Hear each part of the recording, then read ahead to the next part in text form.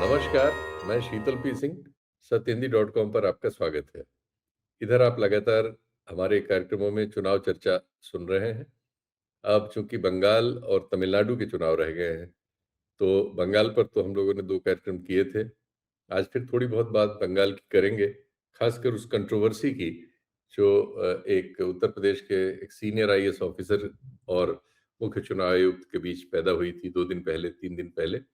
उसपे कुछ विशेष जानकारी लेके राजकेश्वर सिंह हमारे साथ हैं। और इस बीच तमिलनाडु से मैं एक मेरे मित्र हैं जो केरल और तमिलनाडु तमिलनाडु मूल के हैं लेकिन केरल में रहते हैं और बहुत पुराने पत्रकार हैं। मेरे कार्यक्रमों में आया करते थे लेकिन उनके यहाँ कुछ स्वास्थ्य संबंधी समस्या ऐसी हो गई है कि बेचारे आज नहीं जुड़ पा रहे हैं। लेकिन उन्होंने कुछ सूचनाएं भेजी हैं जो मैं उनकी ओर से पढ़ दूंगा आज इस कार्यक्रम में, जो तमिलनाडु से संबंधित है। बाकी बंगाल में फिर मेरे पास, जैसा मैंने पहले भी कार्यक्रमों में आपको कहा है, कि मैं प्रयास करता हूं कि जो लोग फील्ड में हों, जो लोगों से बातचीत कर रहे हों, सर्वेक्षण वगैरह में लगे हों, पत्रकार हों, उनसे मैं सूचनाएं जुटाने की कोशिश करता हूं और आप तक पहुंचाने की कोशिश करता हूं। ऐसे ही 2 मित्र हमारे साथ हैं इस समय। अमृत प्रकाश जी, ये हरियाणा के रहने वाले हैं, और कपिल, ये राजस्थान के रहने वाले हैं। लेकिन हर चुनाव में मैं पाता हूँ कि ये लोग अपने शौक से पहुँच जाते हैं और अध्ययन करते हैं और हफ्तों, महीनों पड़े रहते हैं और इन लोगों के पास बहुत प्रोमिनेंट जानकारी रहती है। दिल्ली के 2-3 चुनाव पहले से कपिल जी से हमारा संपर्क है और अनिरुद्ध जी से पिछले हरियाणा चुनाव में संपर्क हुआ था। अनिरुद्ध जी अमृत प्रकाश नाम लिखते हैं। तो ये जो है, ये भी वहाँ है और कपिल भी वहाँ है। तो आप सब लोग अपने माइक ऑन कर लीजिए, बात शुरू करते हैं। पहले मैं तमिलनाडु के बारे में थोड़ा-सा बता देता हूँ, चूँकि वो शामिल नहीं हो पाए हैं, हमारे मित्र एक वेंकटेश हैं। उन्होंने सूचनाएँ भेजी हैं। एक तो ये कि तमिलनाडु में इस बार मुकाबला जो है, थोड़ा कड़ा जैसा है। हालाँकि 3 सर्वेक्षण मेरे पास हैं, जिसमें से एक सर्वेक्षण के हिसाब से तो बिल्कुल एक तरफ़ा है डीएमके के पक्ष में, वो है सी वोटर का, जो 140 से 180 सीटें दे रहा है डीएमके को, जो कि सीधे बहुमत है, कोई उसमें दिक्कत नहीं है, और 40 से 80 सीटें एनडीए को दे रहा है। लेकिन इसका तरीका मुझे समझ में नहीं आया। सी वोटर से मैं हमेशा इस तरह का, ये इतना बड़ा गैप दे देता है 140 से 180, और फिर उसमें ये भी होता है कि प्लस माइनस का मार्जिन रहता है कि 3% आपका अगर जो भी आंकड़ा होगा उससे 3% जोड़ घटा लेंगे वो। तो ये लगभग 120 से 200 हो जाता है। तो इस तरह का तो समझ में नहीं आता। मैट्रिज जो है, इसने पिछली बार इसका आंकड़ा लोकसभा और उसके बाद काफ़ी करीब था, अभी विधानसभा के चुनाव में काफ़ी करीब था। ये कह रहा है कि इसने एक शंका बड़ी मेजर डाली है। इसके हिसाब से इस चुनाव में डीएमके और एनडीए का जो एआईडीएमके अलायंस है, इसके भीतर बहुत कड़ा मुकाबला है। ये एनडीए एआईडीएमके को छोटी-सी बढ़त दे रहा है, 114 से 127 सीटों का, डीएमके को 104 से 114 सीटों का, और एक टीवी के नाम से जो नई पार्टी आ गई है, जिसकी वजह से इस बार चुनाव तमिलनाडु का त्रिकोणीय हो गया है और चुनाव में फेरबदल की संभावनाएं भी बहुत बार जो आ रही हैं, उसकी वजह ये पार्टी है जो 6 से 12 सीट तक जा सकती है, अन्य 1 से 6 सीट। और इसका जो वोट परसेंटेज वाला मामला है, वो ज़्यादा ज़रूरी होता है किसी भी अध्ययन में। वो एनडीए प्लस को 38 से 41% दे रहा है, डीएमके को 36 से 39% दे रहा है, और टीवीके को 10 से 15% दे रहा है। और इसके बाद एक तीसरा है लोकपोल। लोकपोल के कुछ कार्यकर्ता हमारे पिछले कल-वल के कार्यक्रमों में थे ही, जो बंगाल वगैरह में और असम वगैरह में स्टडी कर रहे हैं। उनके हिसाब से डीएमके को 28 से 32% वोट शेयर मिल रहा है। अब ये वोट शेयर में इतना अंतर है तीनों सर्वेक्षणों में कि समझ में नहीं आता कि अब सर्वेक्षण की जो प्रणालियाँ हैं, उनमें कौ किस पर विश्वास किया जाए, किस पर अविश्वास। एआईडीएमके एनडीए को ये भी थोड़ी बढ़त दे रहा है, 30 से 34%। टीवीके को ये ज़्यादा दे रहा है, 15 से 20%। इसकी वजह से इसने इन दोनों को घटाया है, और अन्य को 10 से 15%। तो इसके हिसाब से डीएमके प्लस के पास 90 से 130 सीट, एआईडीएमके एंड उनके सहयोगियों के पास 90 से 120 सीट, और टीवीके के पास 20 से 50 सीट आ सकती हैं। ये एक चौंकाने वाला इनका अध्ययन है। खैर, तो अब तमिलनाडु पे इससे अतिरिक्त जानकारी नहीं है कि टीवी के नाम की पार्टी, जो एक सिने अभिनेता ने वहाँ पैदा की है, इस चुनाव में उलट-फेर करा सकती है। अब एग्ज़ैक्ट क्या होगा, ज़्यादा डिटेल वहाँ से संबंधित और पत्रकारों को मैं ढूँढ रहा हूँ, कोई मिले तो आपके सामने पेश करूँगा। तो अभी तो फिलहाल हम लोग, हमारे पास जो लोग हैं, उनसे थोड़ी बातचीत करते हैं। सबसे पहले उस कंट्रोवर्सी पे बातचीत करते हैं, चूँकि वो पिछले 2-3 दिनों से सुर्खियाँ बनी रही। बंगाल में उत्तर प्रदेश कैडर के एक 25 साल की सर्विस कर चुके एक सीनियर अधिकारी अनुराग यादव पर्यवेक्षक के तौर पर वहाँ पोस्ट किए गए थे। 800 के आसपास पर्यवेक्षक हैं वैसे। बहुत सारे लोग बहुत तरह के दूसरे काम भी करते हैं, इनकम टैक्स वगैरह के होते हैं, मतलब वहाँ ज़्यादा पैसा-वैसा मूवमेंट वगैरह चेक करते हैं, और बहुत से लोग रेगुलर पर्यवेक्षण का काम करते हैं। तो उसी में वो थे वहाँ पर, और अखबारों में खबर आई एक एजेंसी के माध्यम से कि उनको वहाँ से एकाएक हटा दिया गया। किसी सवाल पर मुख्य चुनाव आयुक्त से वीडियो कॉन्फ्रेंसिंग के दौरान उन्होंने जो भी आपस में बातचीत हुई होगी, उसमें कोई तल्खी हुई, उसके तुरंत बाद उनको कैडर से अपने कैडर में, यानी उत्तर प्रदेश कैडर के अधिकारी हैं, वहाँ वापस कर दिया गया था।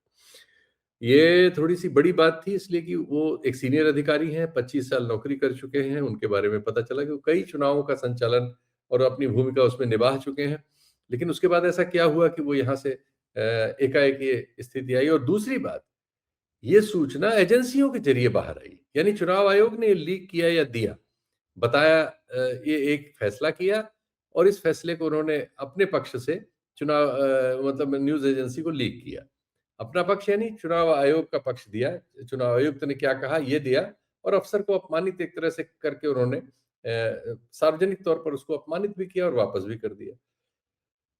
चुनाव कराने का अधिकार होने के नाते चुनाव आयोग जो है उसके पास संवैधानिक अधिकार हैं।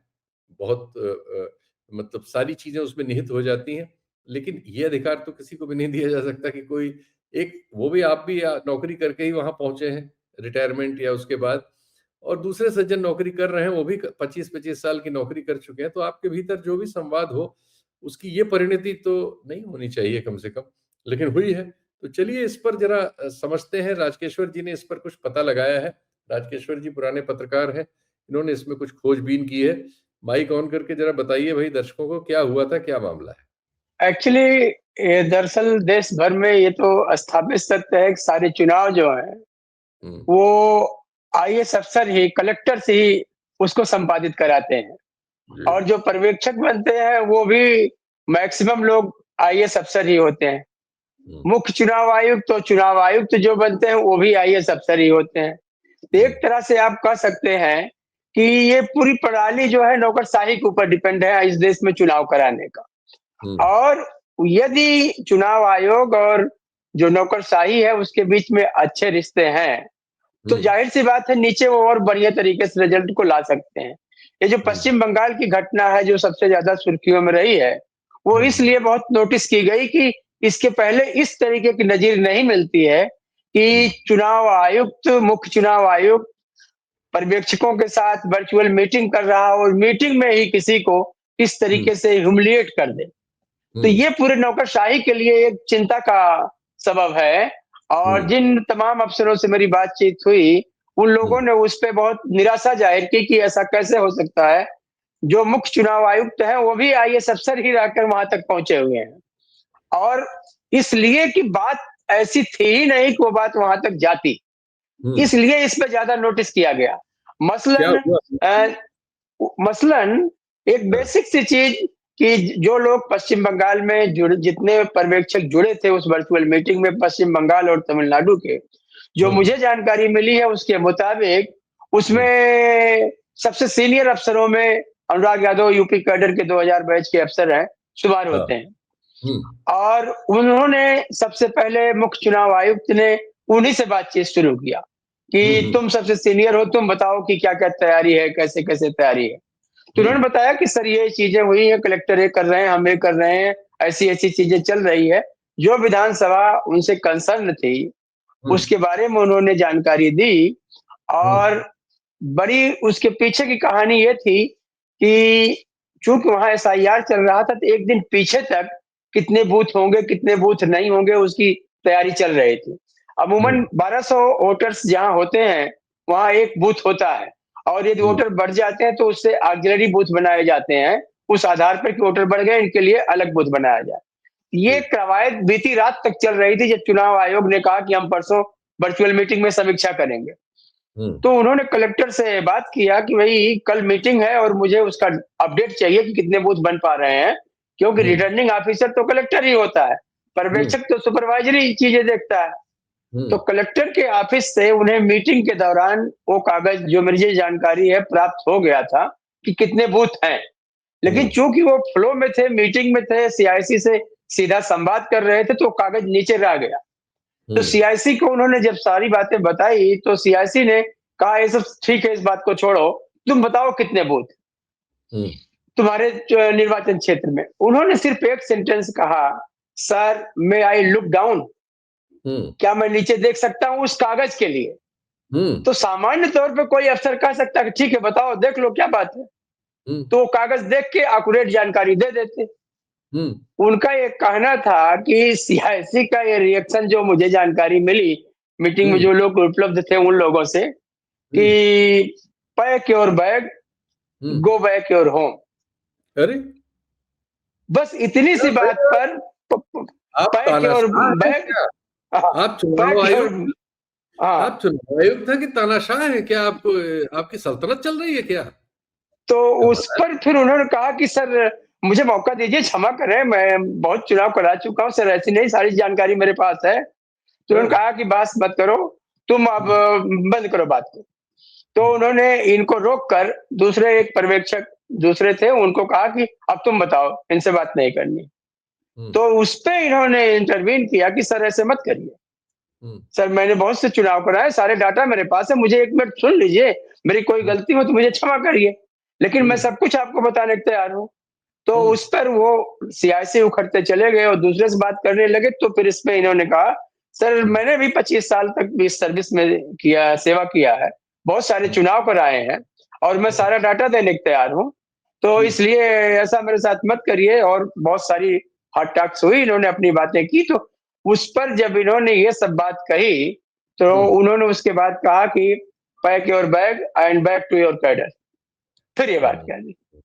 तो हम्म। फिर जब इन्होंने बहुत असर्ट किया तो वो नॉर्मल हो गए, फिर बाकी हम्म। मीटिंग हुई।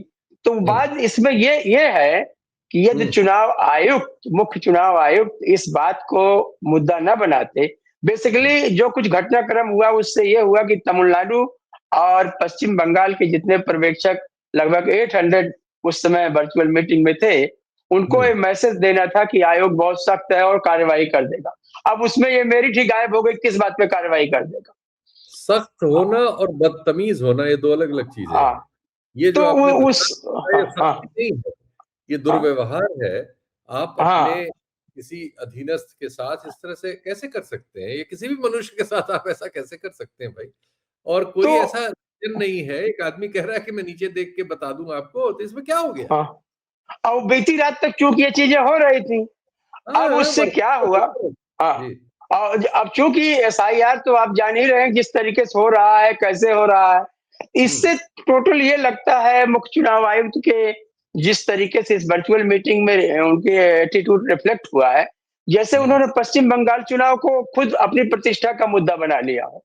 ना ज़ाहिर है, अब ये तो उनके बारे में मसलन आरोप लगते हैं लगातार। हाँ। अ, मसलन ये अभी तक की स्थापित प्रक्रिया रही है कि जहाँ चुनाव होता है, हुँ। उन जिलों में 144 लागू किया जाता है, इसलिए हुँ। कि जहाँ ज़्यादा लोग असेंबल होंगे, 5 से ज़्यादा वो बिना परमिशन के, शासन के परमिशन के, जिला कलेक्टर के परमिशन के, रिटर्निंग ऑफिसर के परमिशन के कोई जुलूस वगैरह नहीं निकालेंगे। हुँ। जिस जगह की ये घटना है, वहाँ हुँ। पर हुँ। टीएमसी के प्रत्याशी ने और दोनों ने जिस दिन नामांकन था, 1 दिन हुँ। पीछे, हुँ। दोनों ने सेम टाइम पे नामांकन के लिए तय कर लिया कि हम इस टाइम आएँगे नामांकन करने।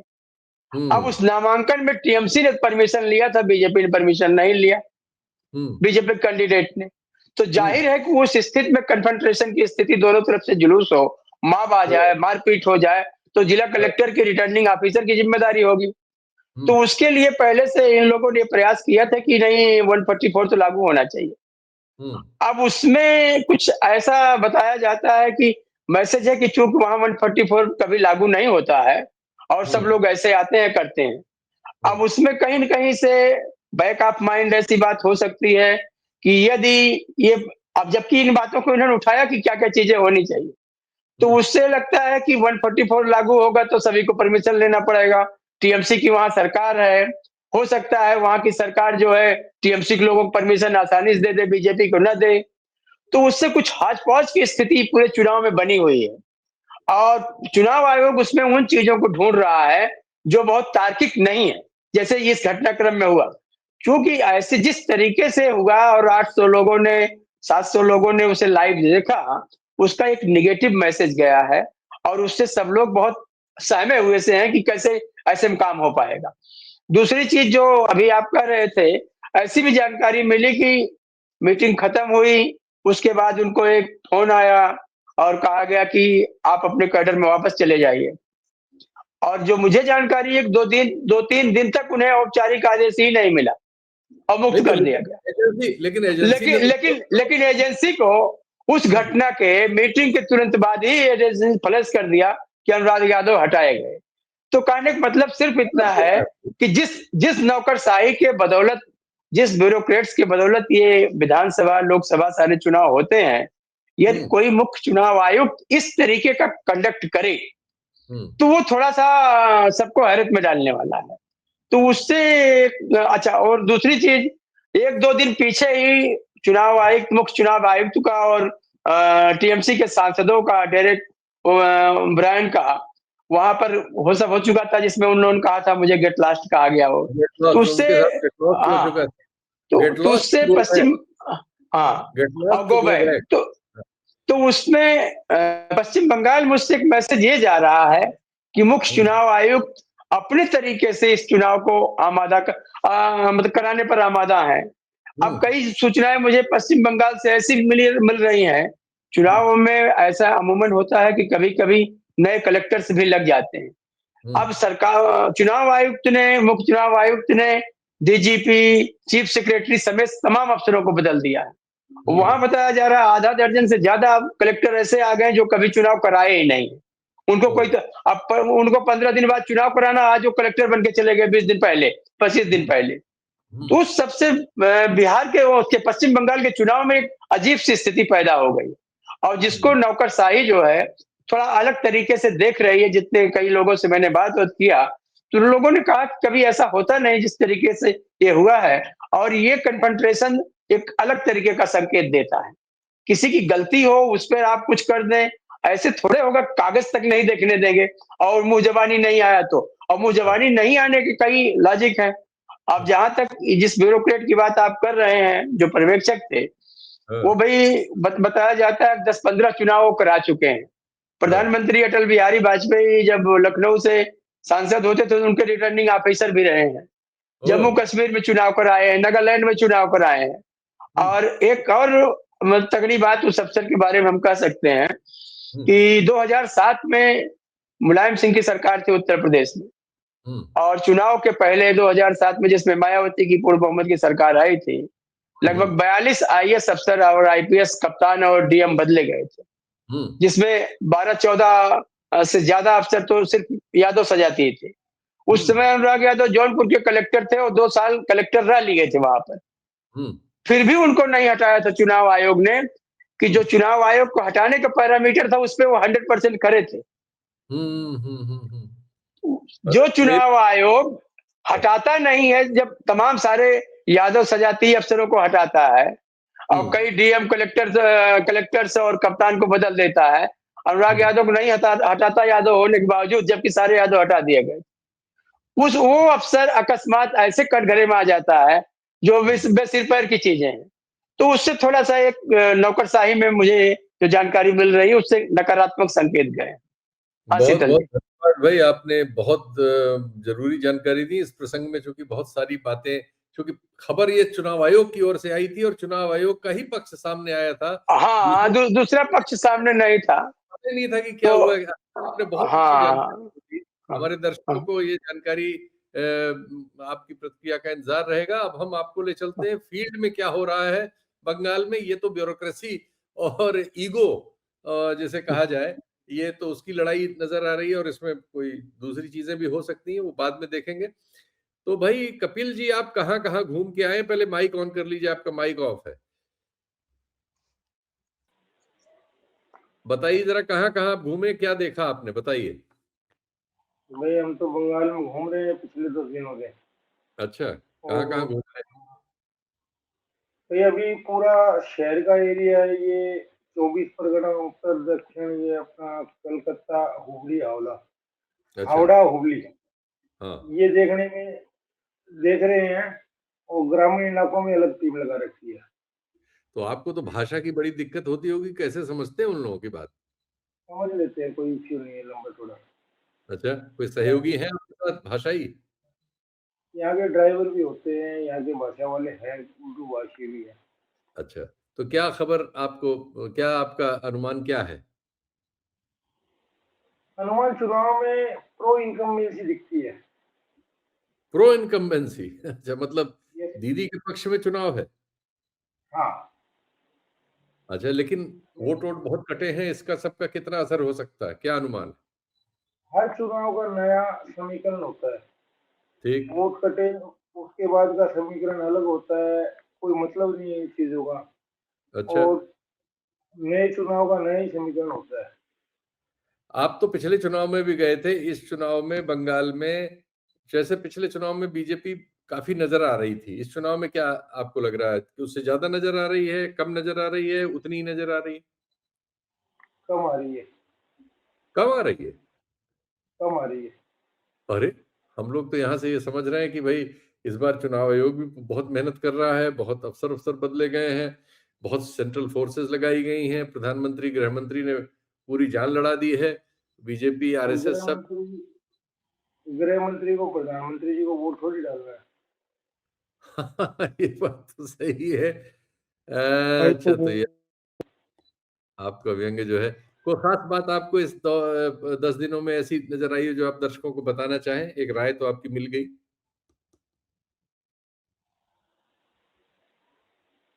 दोबारा बोलिए सर।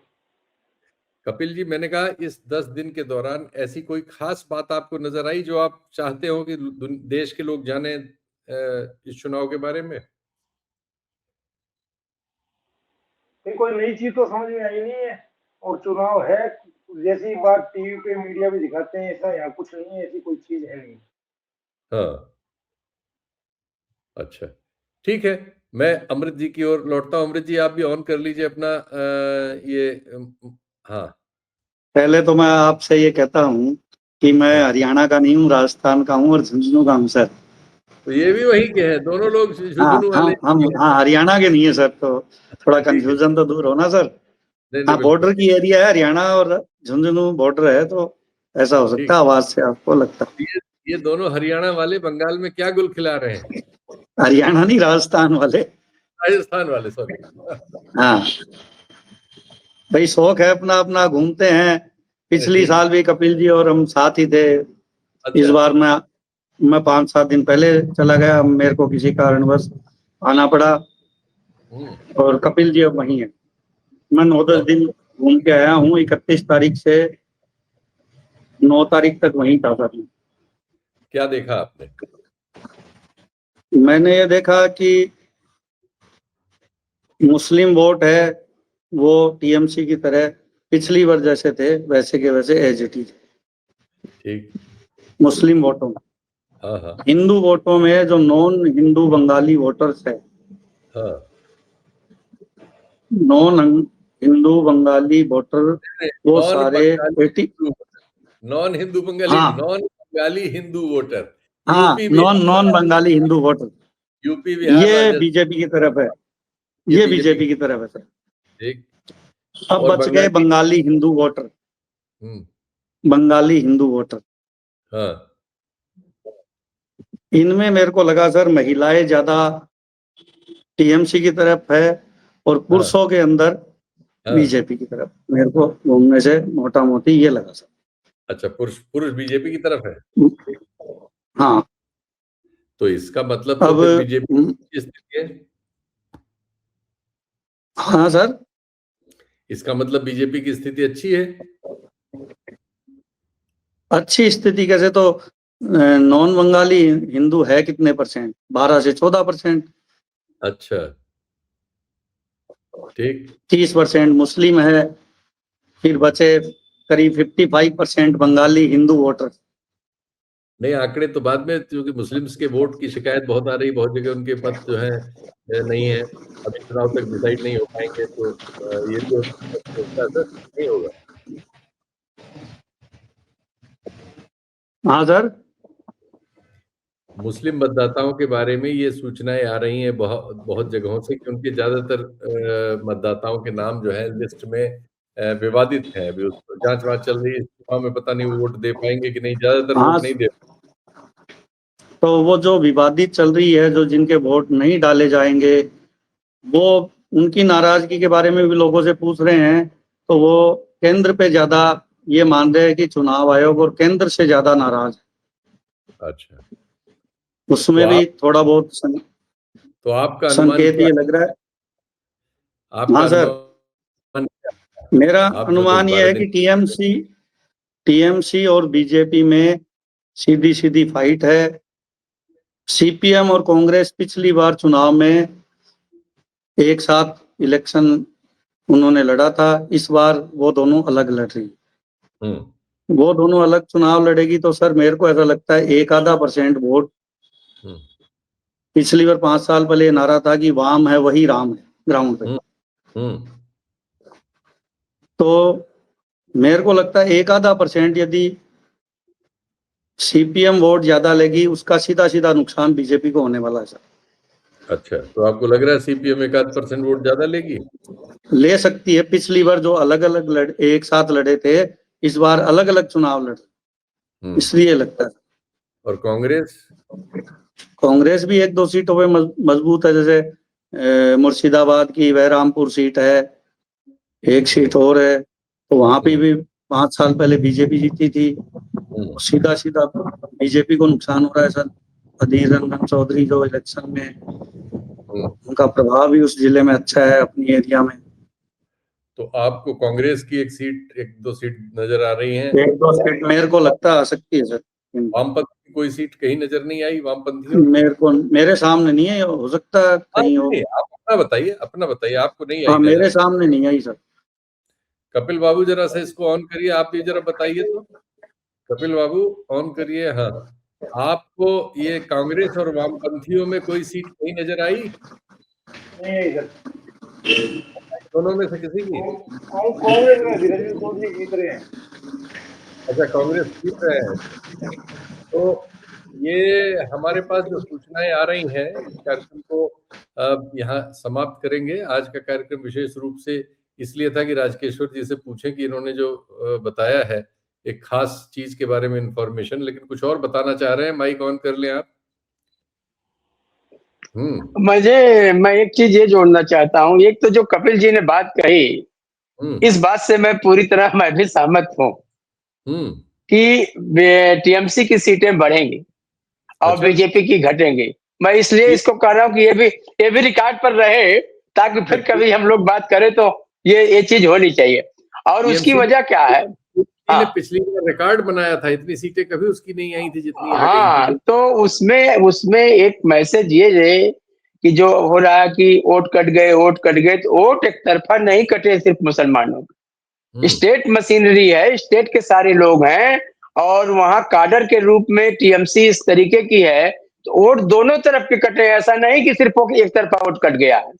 एक बात तो ये भी नहीं, अभी आज उसमें एक डेवलपमेंट ये आ रहा है कि दूसरी तरफ के जो हिंदू वोट आप कहना चाह रहे हैं, हिंदू वोट सब बीजेपी के थोड़ी होते हैं। हिंदू यस वोट नहीं होते। हाँ, तो हिंदू वोट में भी बहुत सारे वोट जो है विपक्ष के होते हैं। तो अगर यस, विपक्ष के हिंदू कटे हों और मुसलमान कटे हों, तब क्या हाँ, होगा? तो उस स्थिति में जो एक मैसेज चला गया है पश्चिम बंगाल में कि केंद्र सरकार और चुनाव आयोग और यहाँ पर एन प्रकार ऋण, इसीलिए बार बार ममता बाहरी का मुद्दा उठाती हैं। उनके अंदर एक अलग तरीके का कमिटमेंट दिख रहा है। जो मेरी बात हुई 4-6 लोगों से वहां पर, उससे लोगों को लग रहा है कि अंदर खाने जो चीज है बाहर चाहे जो दिख रहा है, इसमें संभव है कि टीएमसी और बेहतर कर जाए। इसलिए मैं कपिल जी की बात से सहमत पा रहा हूं अपने को। कपिल जी और कुछ कहना चाह रहे हैं, इनकी बात सुनिए जरा। हाँ, कपिल कुछ कह रहे हैं, बता दीजिए, ऑन करिए। हाँ यूथ के बारे में कोई नहीं बोल रहा। हाँ, बताओ यूथ में क्या है? यूथ ने पूरा पूरा मन बनाया है इस बार टीएमसी के लिए। अच्छा। हर बार देखते हैं जहाँ नया वोट जुड़ता है ना, वो सीधा सीधा बीजेपी की तरफ चला जाता है, कहीं भी किसी भी स्टेट में। हाँ। यहाँ देखा है यूथ का वोट यहाँ टीएमसी में जा रहा है। चलिए इसी नोट पे इस कार्यक्रम को समेटते हैं, 30 मिनट हमारे हो ठीक गए। बहुत बहुत ठीक। धन्यवाद आप सब लोगों का, और बताइएगा जब फील्ड में जो जहाँ रहे। बहुत बहुत धन्यवाद। दर्शकों को शायद इस इंफॉर्मेशन से वो जो भी उनके पास सूचना होगी, एनरिच होगी उनकी सूचना। नमस्कार।